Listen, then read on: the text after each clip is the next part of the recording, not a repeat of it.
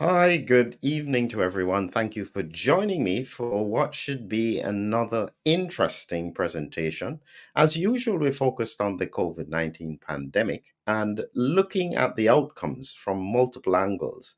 I've been focused on the science, but there's still a lot of important principles around what it is that we need to learn in order to make sense of where the pandemic is. For those people who are interested, I'd like to encourage you, join us on our research journey. There's Substack, there's Patreon, there's Macmillan Research with courses. So please, we're happy to have you on board. And at the moment now, we'll get straight into our interview and introduce Rachel Taylor.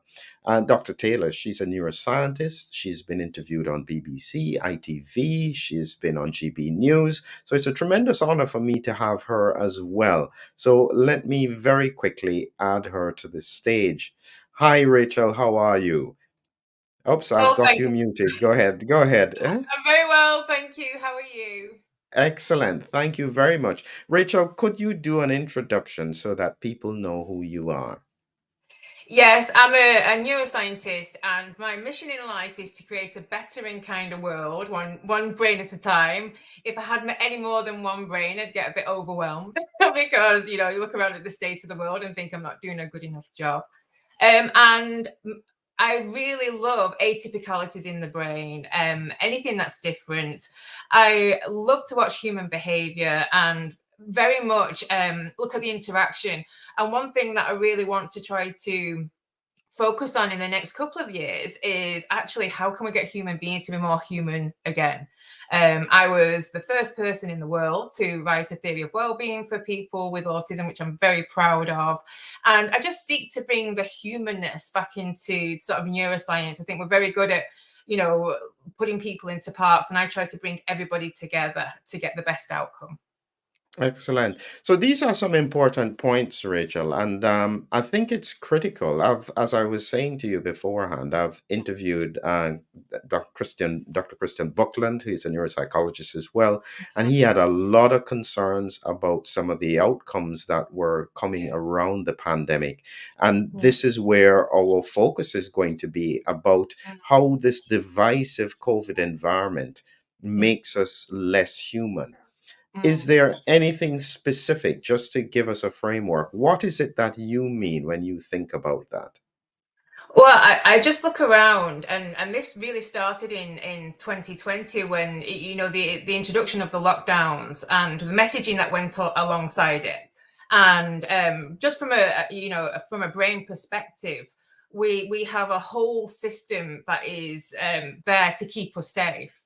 And when we within the environment, if we have continual messaging about danger, about loss, about death, then parts of our brain actually get hyper vigilant to that. And the part of the brain I'm talking about really is a limbic system.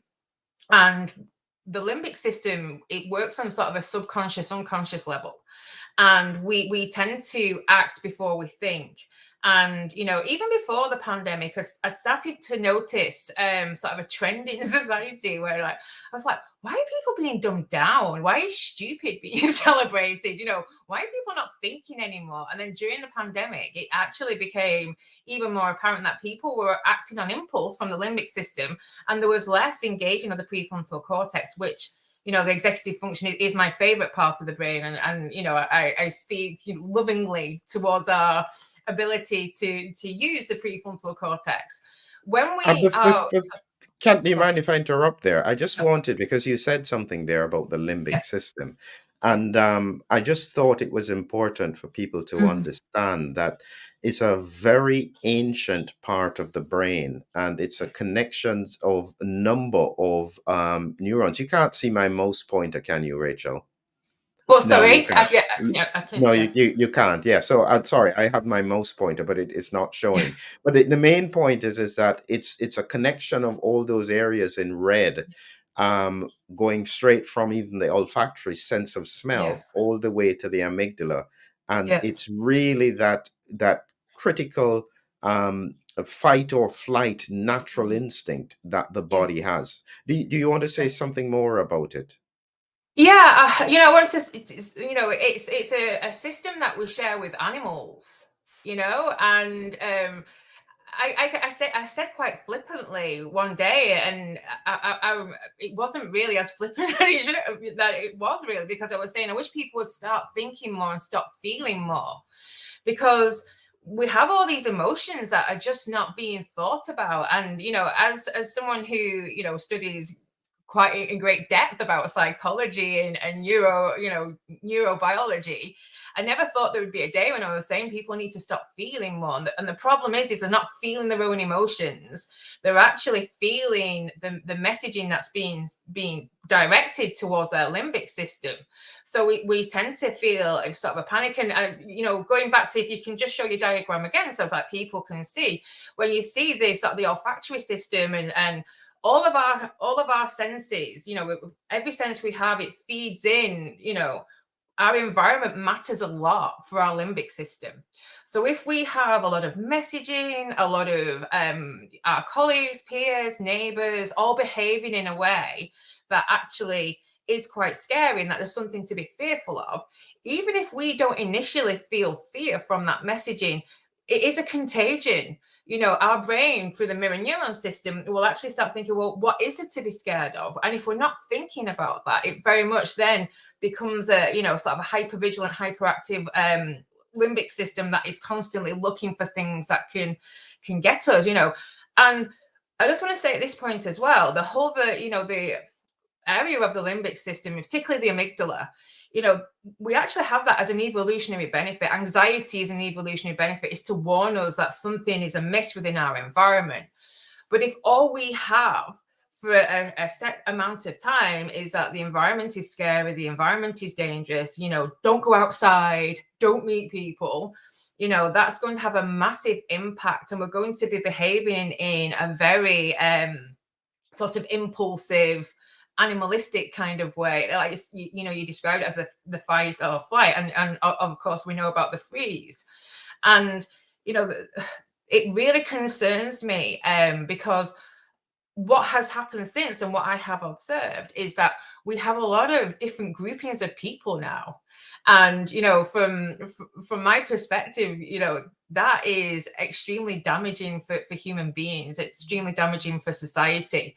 And it's something that I try to speak about and try to support people to actually see what's been going on, because divisive environments are just not good for human beings.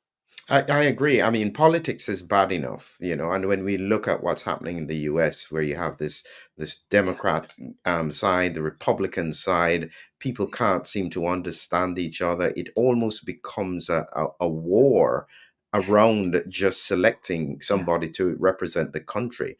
Do Yeah. you think that this is more than just a bit of anxiety? Do you think that there is no COVID phobia in the Yeah. same way that we have claustrophobia, Yeah. fear of Mm, heights, fear of mm, spiders, where mm. people now have an uncontrollable fear response around the Yeah. COVID pandemic? Is that about Yeah. right? Yeah, I would completely agree with that. And certainly, from observations, if just every human being can go out and just see people within their own vicinity who are still, extremely frightened, extremely cautious about approaching other people. Within the UK, even though prior to the pandemic, we weren't really a face mask wearing society. When you hearing sort of the ramping up of news around, oh, we've got a new COVID variant, or this is happening, that's happening, you can see that actually there's an uptick in people who are wearing face masks. And what's really interesting is they're not medical face masks, which actually protect them. There's still the pretty bog standard face mask, which it doesn't offer that great amount of protection for that wearer. And it's just to me, it's just like that reassurance that they have got some level of protection, whether it works or not. And the point being with all of it is that if people cast their mind back to the messaging that happened, certainly from March 2020, prior to March, the messaging wasn't as on point as it was in some other European countries, in terms of ramping up the fear.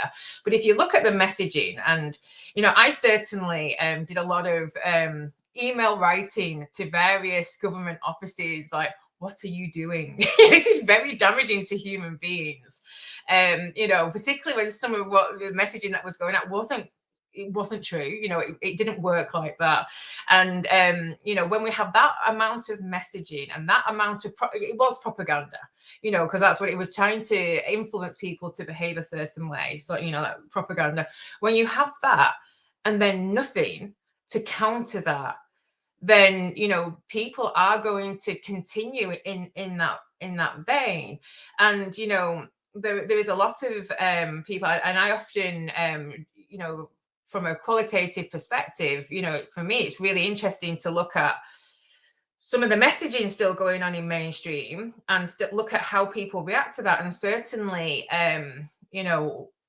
in some quite the majority of comments for people who are sort of replying, they are still extremely frightened about anything to do with COVID, really, really frightened. And almost, it's like a victim mentality of how can people not understand why we are still so scared, and it's literally pitting themselves against others. It's like you're either, a COVID vigilance and you're doing the right thing. They still think that they're doing the right thing. They're being good. They're protecting everybody else. And everybody who's not is a COVIDiot. So you've got two camps there. So the messaging and the narrative is really divisive there. But people think they're in the right, and they think that people who are not like them are in the wrong.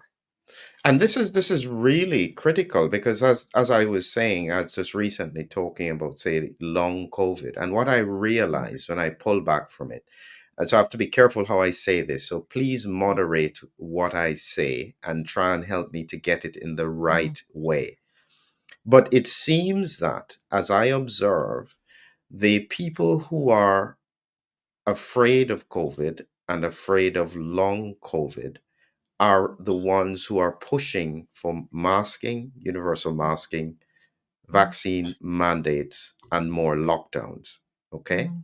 And on the other side, you have another cohort of people who don't even believe a virus exists, think that it was complete propaganda, and there is absolutely nothing to worry about. And it's almost as if these groups are so far apart, there doesn't seem to be a way to pull them together. I think the important thing to remember from both perspectives, like both groups, they're both run by fear. So as equally as one side is scared of the virus, scared of what can happen, the other side is scared of what the potential of thinking about the virus, what it did to society and how it affected them. So fear is a pretty common denominator. And from my perspective of really wanting to bring people together, it's having that empathy and understanding that both sides equally are scared of something happening. And one of the problem that arises as well is that and this goes back to, do you remember the science? The science. One of the problems is that myself as a scientist and yourself as a physician, we know, because we've worked in this arena, know that there is no such thing as the science. No such thing. And that's why I love science so much. That's why I love it, because there's lots of different opinions, lots of different perspectives that you can conduct an experiment in and try and replicate it and have completely different findings, because there's nothing as variable as human beings. And I think because probably for the first time in our generation, really, the science was front and foremost, and everybody was sort of brainwashed again in this idea of we are following the science, which they weren't. They were following a group's version of the science. And so you've got these groups now where that's their science, and there's only one science. So I think, if we could really work on actually, and this is never going to happen in mainstream media, I'm sure it's not, this thing and saying, this is the beauty of science. This is how we progress. This is how we find things out, because there's a consensus within science that there isn't just one dogma. That's the beauty of science. It's not dogma. It's multifaceted. And, I think that's part of the problem as well, because of this whole notion of the science. So people Uh, get their science and hide behind it. There is something you said there that I really thought was fascinating that I wanted to capture. You said that there was fear on both sides. And then, as I thought about it, so you have one side that has COVID phobia. Yeah. It's almost as if the other side has government mandate overreach phobia. And Yeah. they Yeah. Absolutely. realize that if they even give them any slight opportunity, they will do to them what they Mm, did before, which was extremely mm, traumatic. And I just mm, remembered as you were saying it, is that I saw somebody just say this, and they said, "I am not mm. afraid, I am angry." Yeah. How do you square that circle? Right. Well, as a neuroscientist, yeah, absolutely. What underpins anger is actually fear, because anger is an emotion to spur us into action to prevent something happening to us, or when something has happened to us, to actually counter the action and make it so that that can't happen to us again. So I could play and to your viewers who are watching this and saying, I'm not afraid, I'm really angry. Honestly, I'm so angry that at times I fear for my own health. And I was like, I speak to many people, and I speak to my close family, and I don't know if I'm ever going to get over this psyop, the huge psychology that the approach, and so much so is that part of the my PhD research was cognitive neuroscience for sure, but I always identified myself very much with the psychology, wanted to help people with their minds, because of how my peers within psychology behaved during 2020. I can't even associate myself with the psychology. So I reneged my membership with the British Psychology Society. That's how strongly I felt about what was happening to human beings. And so, and it raises a question then. So, how then do you explain? Now you pull back and Mm. imagine you're now in the future, kind of Yep. like how we could look back at World War II and so on. Mm. How do you explain how the people who would, in theory, build the psych ops got trapped by the psychops, because it was exceptionally good and very, very well coordinated. I think that's Mm. the thing that I found very Mm. strange, is that, I mean, I was looking at it from the science point of view. I wasn't looking at it from that perspective, but I couldn't Mm. understand why it was everybody was following the same narrative. I think nobody is stepping out except Sweden. Mm. And you could Yeah. see what happened to them. So, Yeah. how do you explain from a neuropsychology point of view that Yeah. this could have happened at this time? We thought we were beyond this. Well, I think going back to what I was sort of saying before about even pre-pandemic, I'd noticed that there was been a significant shift in sort of how the population, their thinking processes, the cognitive processes, people are definitely thinking less. And I think sometimes we have to consider, like, when I'm sort of researching and dealing with anxiety or panic attacks or anything that is around fear, I always sort of urge the person, when we're actually reflecting on things, to what happened just before that, because that's the critical process there. What happened just before sets up the perfect environment for that to happen.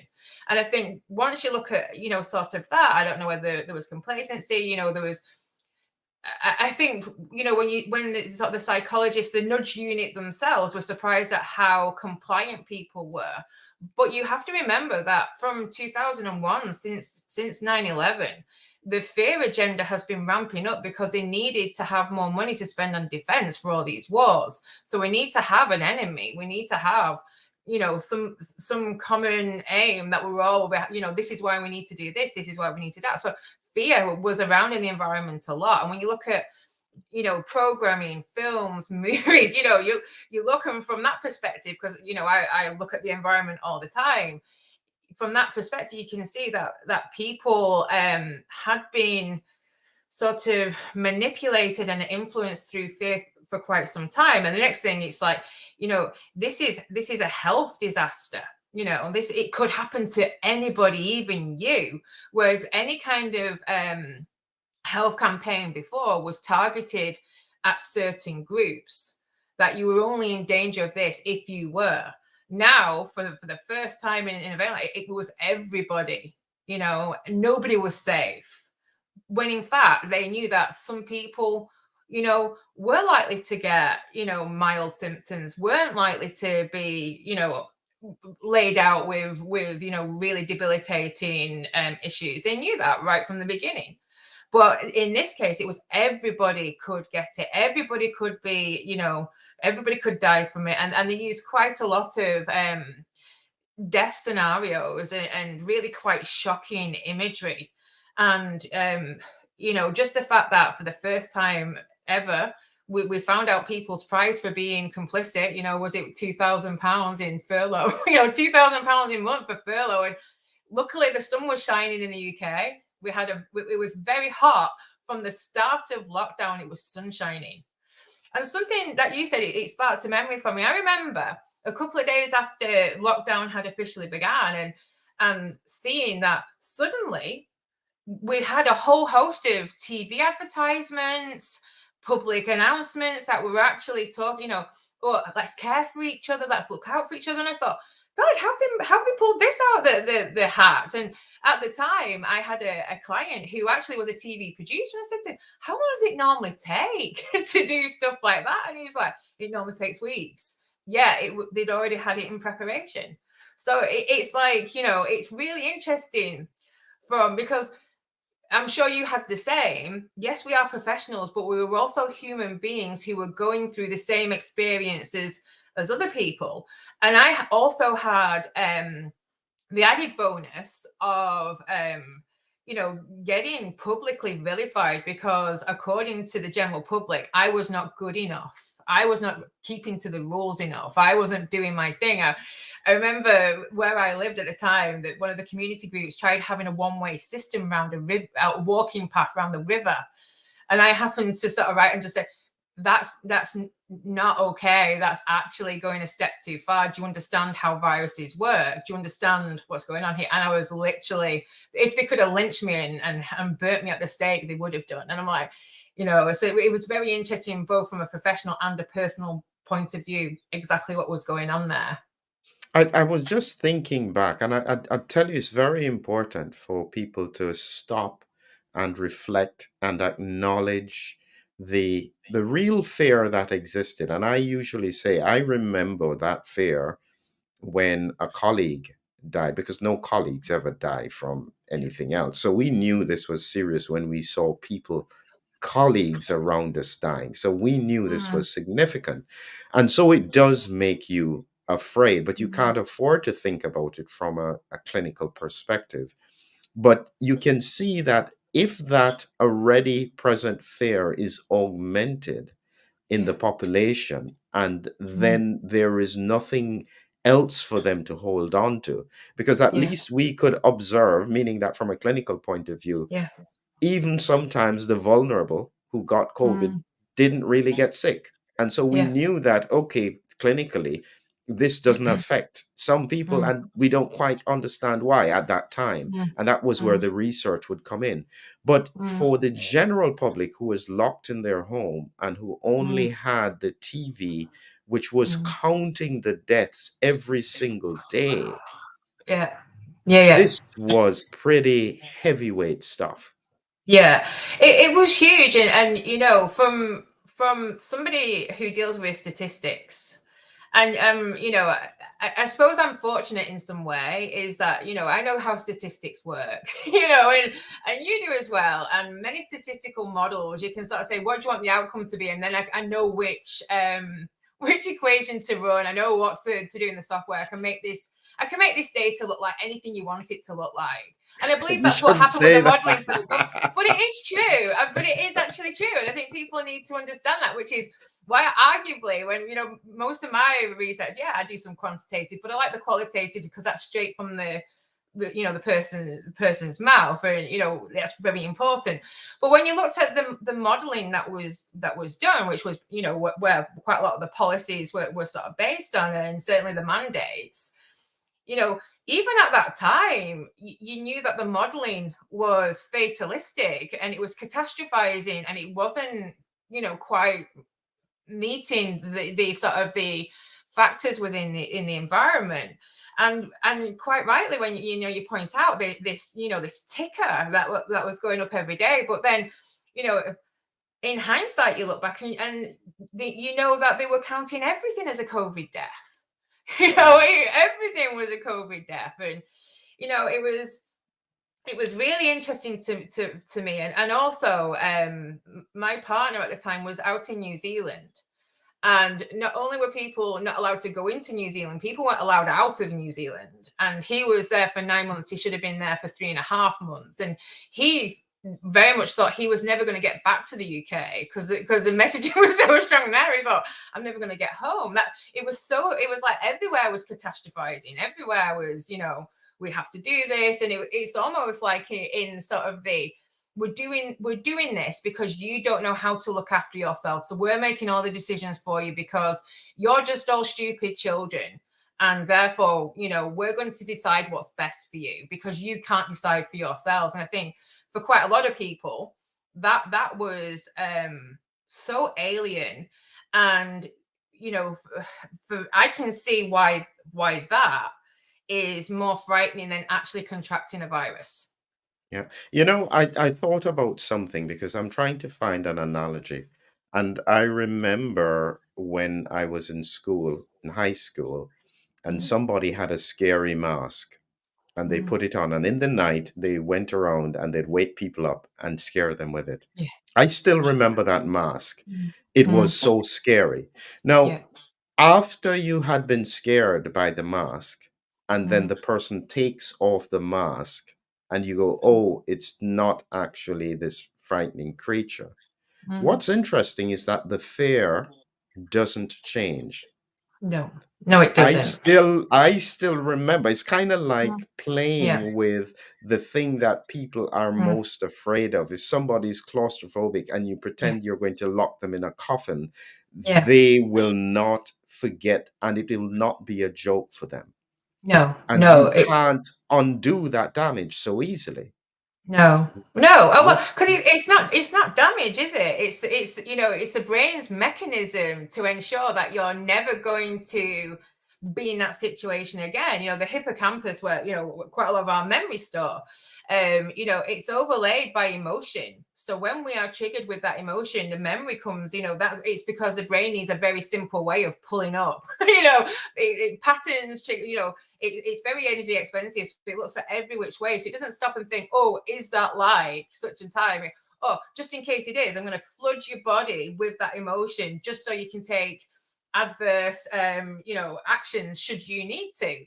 And because the hippocampus is in the limbic system, if you are not thinking, if you're not consciously saying, what is the likelihood of that happening to me, let's do a proportion assessment here. Unless you're doing all of that, which not many people would do in that kind of situation, your body is going to then, from a physiological perspective, is going to react as if you're still in that position, and you're scared for your life. That's the beauty of the brain, as well as it's As not a your friend. weakness. Yeah. And so it raises the question, because at the moment now, and this is why I said it comes to this divisive environment, which has caused huge damage. What's interesting, I remember they did a survey on the NHS, and they Mm, looked at I think it was probably about maybe 100,000 workers who didn't take the vaccine, and then they mm, rescinded the order. yeah. And I think it's a huge number, like 80 to 85% of them Mm, no longer trust the system mm, and will never trust the system again. yeah. And Yeah. it's this kind of damage that has been done. And when this occurs at a personal level, in Yeah. terms of relationships, Yeah. is there a way to fix that easily? Not easily, no. No, but I don't see any of the systems within the UK trying to repair any damage that was done. I don't. It's like the onus is on people. It's like get back to normal. And I completely concur with the workers of the NHS. There's so many parts of living in the UK now that I don't trust. I no longer have trust for the education system because of how teachers and unions behave towards children. That for me, what happened in schools was criminal. When we know what we know about how children's brains develop, how they grow, what happened was criminal. And I didn't see any. I mean, this is a thing. I'm not a developmental psychologist. That's not an area of where I would say, but I know how the brain grows. I know how it develops. I know what happens if children cannot see a face. I know what happens when children are treated like they're cohorts in an army. And so there's lots of things within the system now that I don't trust. And for many people, if we're talking about trusting the system, we have a political systems here where we have people who quite like, having a light touch government. And we have people who like having a heavier touch government. That's part of our political system. And when you have people who think that there is massive government overreach, and it's by a government which traditionally would be seen as being light touch, you're going to have massive issues then because they've been betrayed by the people they thought they could trust. The other side thought that they hadn't gone hard enough, did enough, still want it to be like that. So that there's divisions there as well. And this is the thing, nobody has tried to repair the trust. Nobody. There's been no public campaigns, there's been no brevity, there's been no recognition of the damage that's been done to society. I can't believe the divisions that we have, and how politicized they all are, when in fact what has happened is it's just because people were treated badly in every aspect of the pandemic, really. So this is now really almost a political question, because is it now that there cannot be acknowledgement? Because if there is acknowledgement, there are therefore naturally consequences for that acknowledgement. And you're in this awful situation, kind of like what happened to the post office workers, where they didn't want to be acknowledgement because acknowledgement carries with it the weight of litigation. Or even the other example that I use of thalidomide. Did you know that thalidomide, the company apologized, the company that created the drug, delivered the drug, never acknowledged that this was the problem until 2012. Yeah, yeah, I remember it being in the news. Yeah, And yeah. so is it now a situation where the people who can have the ability in terms of the reach, the public broadcasters and so on, will not do anything because it means they would have to acknowledge what they did wrong in the first place?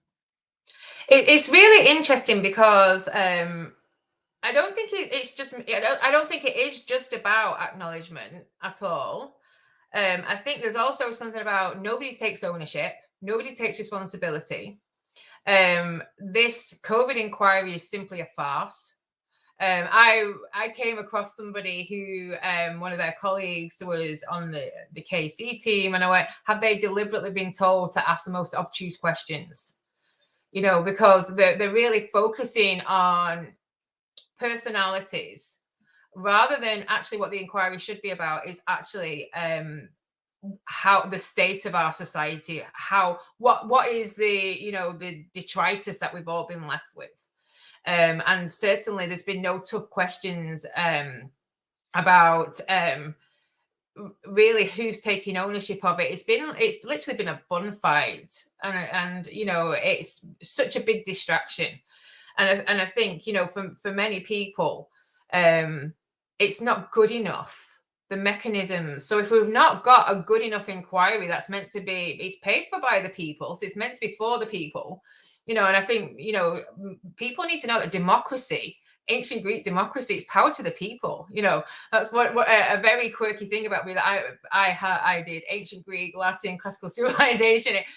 I'm very much a philosophy stroke scientist, because I think we do what we do because of the big questions. Why do we do what we do? We want to answer the big questions. And one of the big questions for me, within the COVID, the whole pandemic, was some of the key decisions that why were they taken? They seemed very much political rather than from a public health perspective.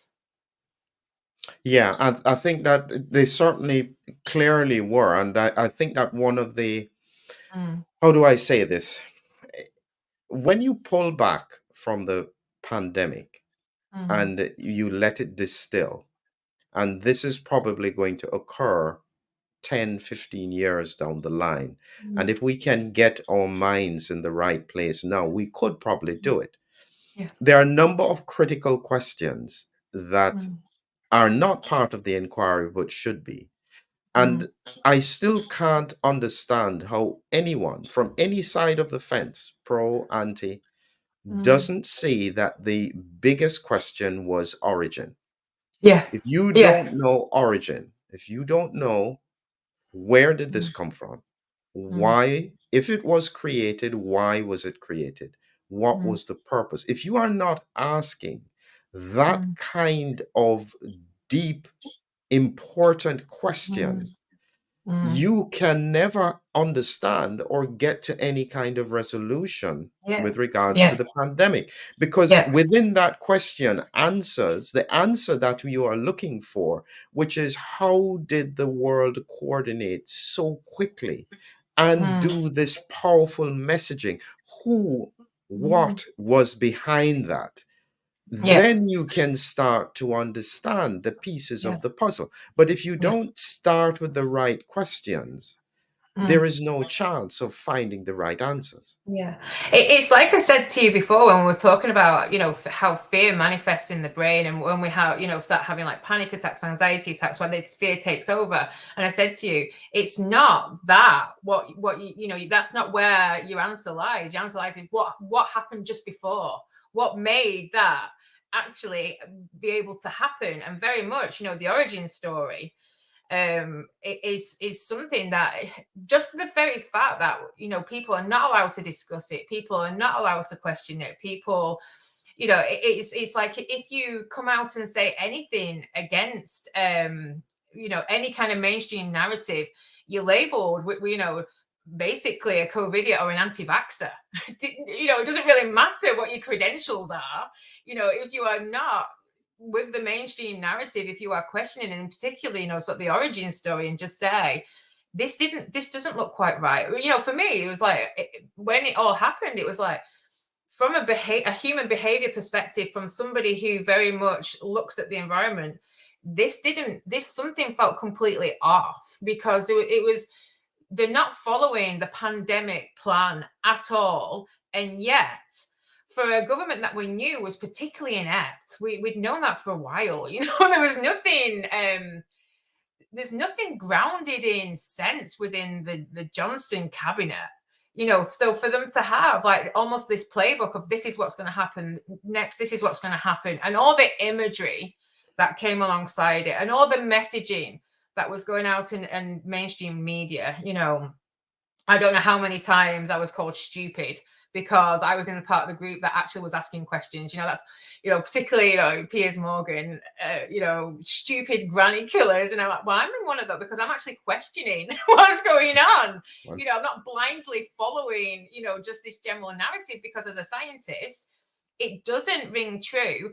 And actually, I felt quite offended that they thought I was that stupid, that I wouldn't be asking questions. And I'm like, I'm just not stupid. And towards sort of the end of, mid to end of 2021, I had to resolve to myself that I would actually just look at people that I'm just not like you, because I was expending so much energy trying to explain and justify my position of why I didn't quite believe everything that was going on.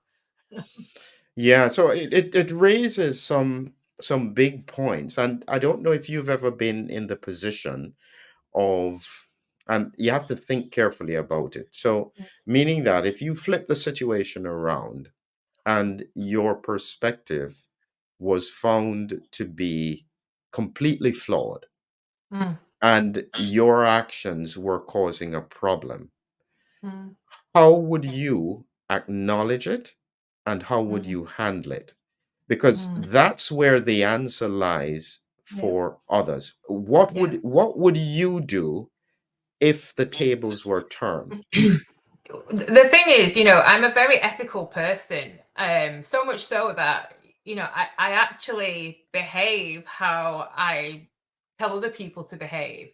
For example, from a neuroscientific perspective, I know that social media is really bad for the brain, so I don't have any social media and I won't even entertain, going on it. So from an ethics perspective, it's like ethically, I am really happy to be proven wrong. And in this instance, let me tell you, I would love to be able to say, oh my God, I got it all wrong, you know, because who wants to be right about something like this? Who wants to be right about the propaganda used and how damaging it was to people? I don't know whether your listeners will be aware, but when people are socially isolated, structural changes happen within the brain, really quite damaging structural changes.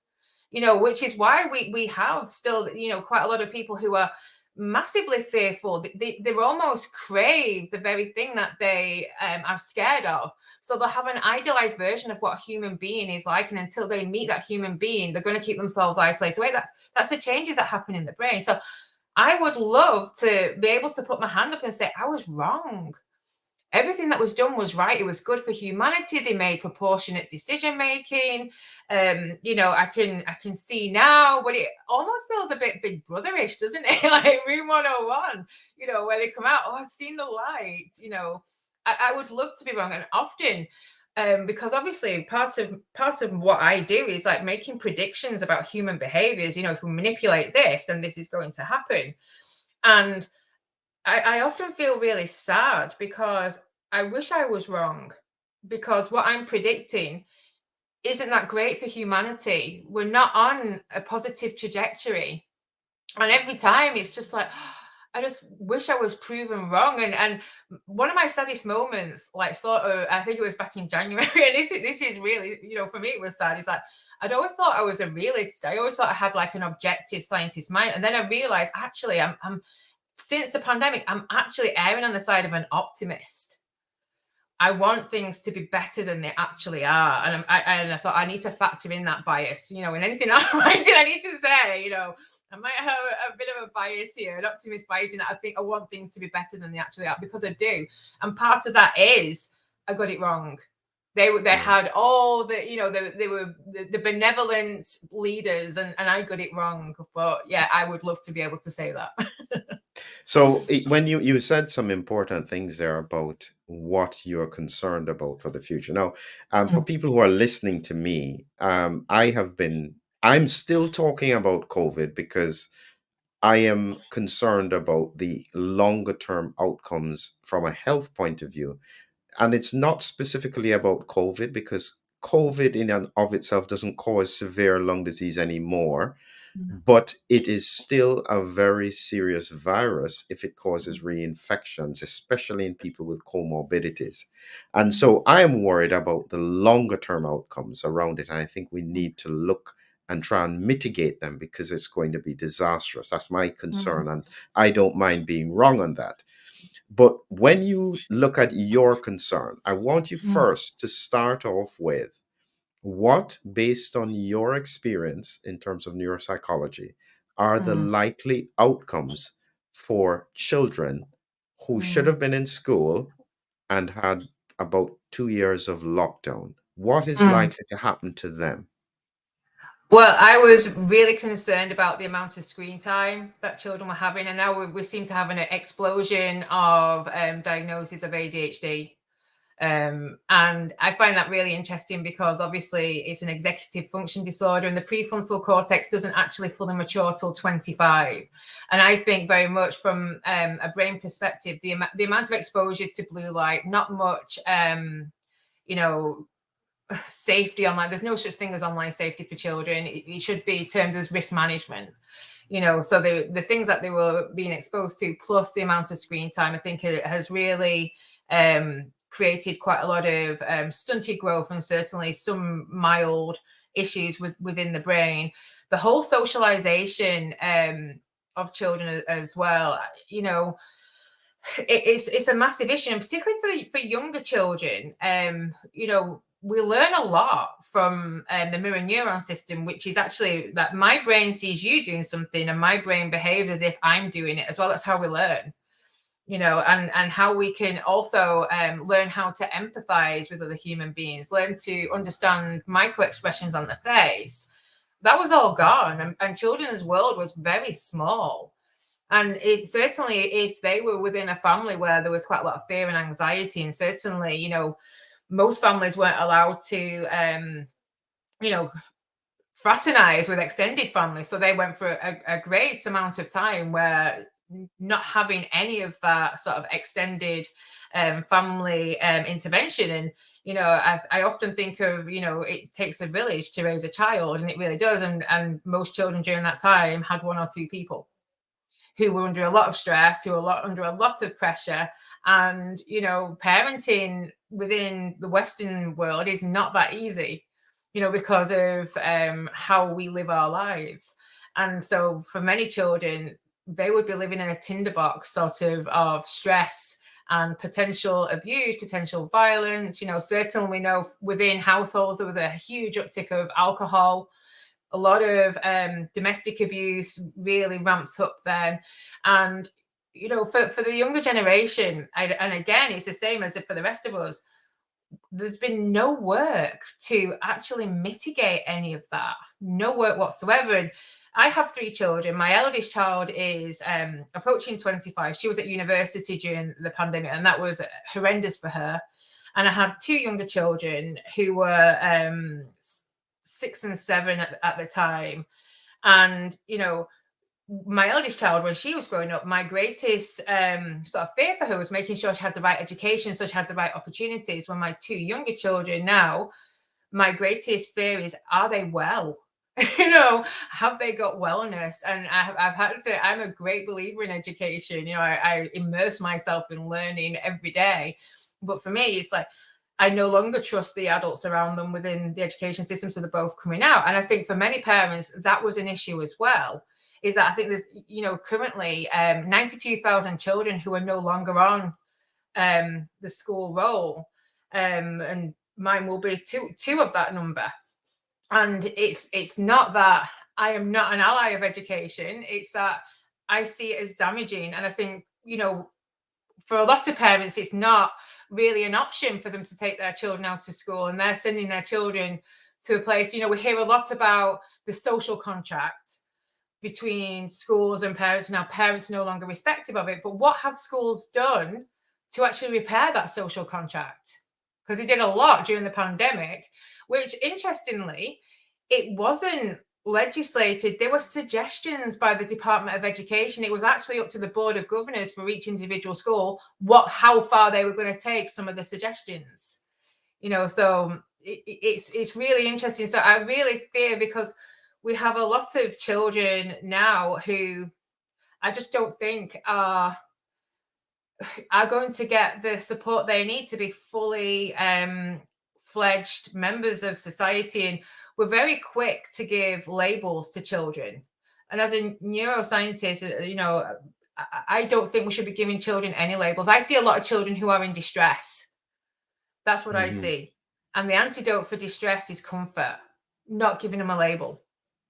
Yeah, so I think this is what is coming out, is that you're quite right. There has been a lot of damage that was done societally that needs to be repaired, but what we're having is not even an acknowledgement Yeah. of this damage, and so therefore people are just saying, "Yeah, let's just get on."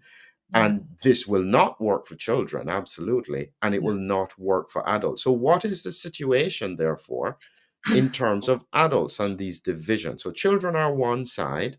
Mm, What happens with these divisions in societies where you have mm, you have even a splitting out of the different mm, groups? You have the pro-vaxxers who are well. mm, Then you have mm, pro-vaxxers with long COVID. Then you have you have the anti-vaxxers who don't. Well, anti-vaxxers shouldn't be a word anymore. But mm, the point being is that you have all of these now multiple groups. mm. Is there a way for us to heal this divide?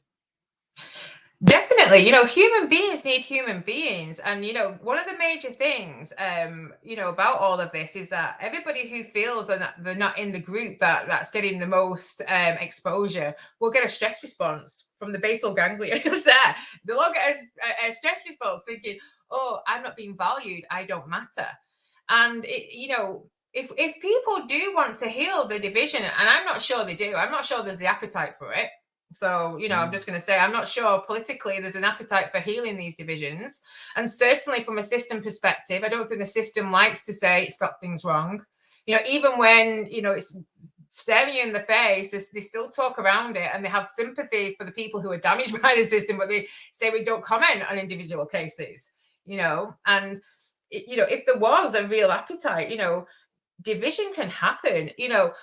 I remember years ago listening to a conference in Northern Ireland where the negotiators actually spoke about how they got all the factions to start to actually speak to each other to promote peace in Northern Ireland. Now they were the most divided, really, hating everybody else and hating anybody else's ideology that we could relate to within the UK. And yet things did move. There was, you look for common ground. We're human beings. At the very least, we have certain commonalities, and that's where it needs to start, in acknowledging everybody, no matter what group you were part of, everybody was affected at a very deep level by the pandemic. Everybody was. There was so much fear. There was so much loss. There was, so much information out there that was contradictory that nobody really knew what was true and what wasn't. So that's why they had to choose the science that they believed in. And I think we need to look for that common ground and actually just say to people, do you want to carry on like this? Because this is really damaging, not just to society, but to you as a human being. We need other human beings. Our circuitry, our biochemical processes work better when we are together. There's some really interesting research around conditions such as schizophrenia, where people who are diagnosed with schizophrenia actually recover better and quicker in communities, in countries where they live in a more tribal, more close-knit, larger groups of people than people who suffer from schizophrenia in the UK, who tend to be isolated alone because everybody's scared of them. Whereas they have wraparound care and they recover quicker and have less psychosis in communities which actually care for the person. And I think, people need to decide on an individual level, what kind of society do I want? Do I want to continue with this scenario? Or actually, do I just want to accept that human beings are better together? So I'm going to take tiny baby steps to actually get to where I need to get to for that. We're coming close to the end, Rachel, and I want to ask you one thought before we go to your closing thoughts. The people who used the situation for political gain are still largely able, and actually they have learned that it works, and Mm. therefore, without a shadow of a doubt, they would do it again. How does society protect itself from those kinds of people?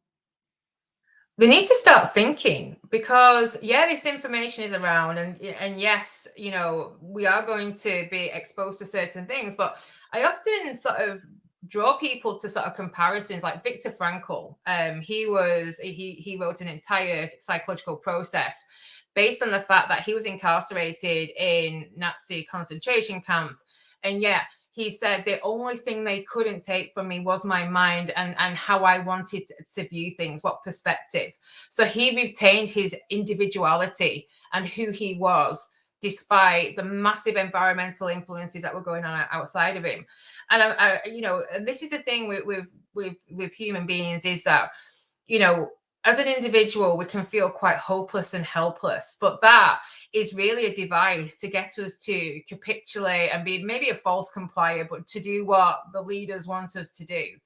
But if we continue to have our opinion and our individual thought process and the ability to be who we are despite all of that, then they can never win. They can never take us. Wonderful. Yeah. So, as your final thoughts then to the audience, we have quite a few people listening with us. What would you want them to take away from your research and expertise and observation of the pandemic? What is the best takeaway for the future? I think, I've already shared that I'm really angry. I know a lot of people are really angry, but, in the future, what kind of society do you want to live in? Do you want children to grow up in? I really do try to emphasize a lot about the really good things about human beings and about our amazing potential and about what we can do and how, fantastic the brain is. And something else that's really important to remember, that COVID is a virus, but the biggest killer within the world right now is neurological diseases and neurological disorders. So look after your brain, and looking after your brain is not just about the physical aspects of the brain.